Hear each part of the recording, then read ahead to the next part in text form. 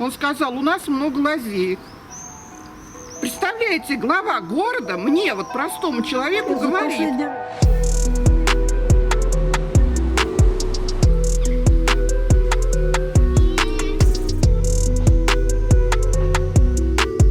Продали землю, стену нашего дома, вот эта вот торцевая стена, она продана вместе с съездом. Начали, как мы считаем, о незаконном строительстве говорить тогда, когда здесь еще ничего не было.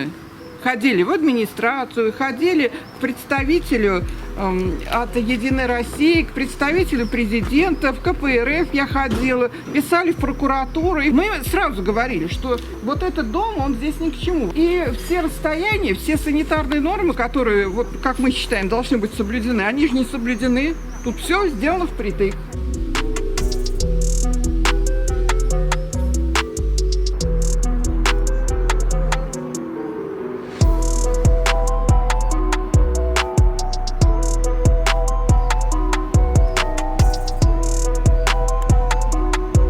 Загорелось все. Жители первого подъезда могут куда-то убежать. Все. Мы, жители второго подъезда, все отрезаны. Здесь забор, здесь стена дома. Все, мы в ловушке в огненной.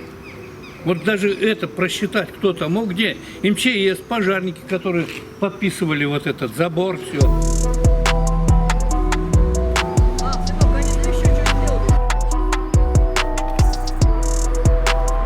Умер, потому что скорая остановилась там, да. пока ходили, договорились, что пока его донесли, и он умер. Здесь машины поставят, вечером приедет, все, скорая помощь уже ко второму подъезду не подойдет. Также собирал людей и клялся и божил, сказал, я беру все под свой контроль. У вас к Новому году вот этого безобразия не будет, у вас будет открыт проезд. Вот видите. Потом ходили в администрацию Первомайского района, и в прокуратуру ходили, куда только не ходили. Нас сюда футбольные. Когда вот все вот собиралось, вот это вот все, говорили то, что их территория дома по нашему торцу проходит.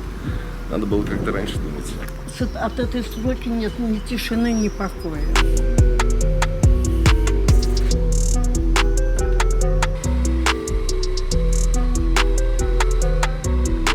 Поэтому блокаде нашей, которой мы 240 дней уже в блокаде находимся, в Ленинградской.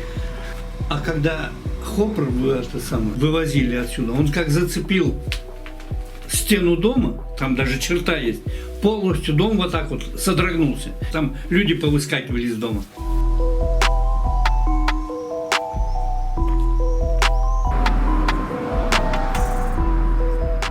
Люди, которые к нему ходили на прием, тоже с 31-го дома, он сказал, что не только вы можете это...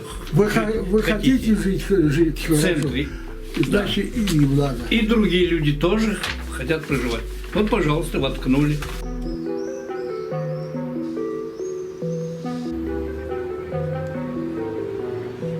Конфликт – это неправильное слово, идет напряженная ситуация, потому что, естественно, когда рядом с вашим домом строится объект, естественно, как имеется определенное недовольство и так далее, затруднения в эксплуатации объекта. Поэтому сейчас строительство завершится, все будет нормально. Как получилось, что вот земля наложилась одна на другую? Это не ко мне вопрос, то есть это было в 92-м или 94-м году. Земельный участок сформированный, вопрос к тому, кто его формировал. То есть мы приобретали его уже в том виде, в котором он есть сейчас.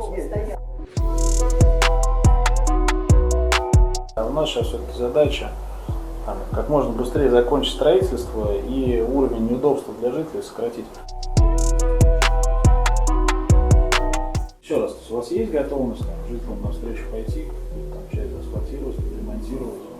На сегодняшний момент времени, то есть, этот вопрос нужно обсуждать, то есть я не готов сейчас каких-то обещаний дать. У меня там бабушки в доме живут, они трясутся, каждый день телефон обрывается, там фуры подходят вплотную вдоль стены, там, ситуацию все знают. Краном выгрузка идет вдоль балконов, поэтому решение такое, скорейшее открытие забора, никаких нам предложений со стороны застройщика не нужно.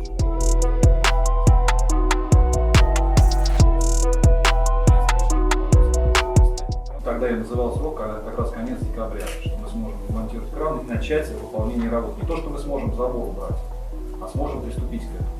Ну, это как бы лирическое отступление.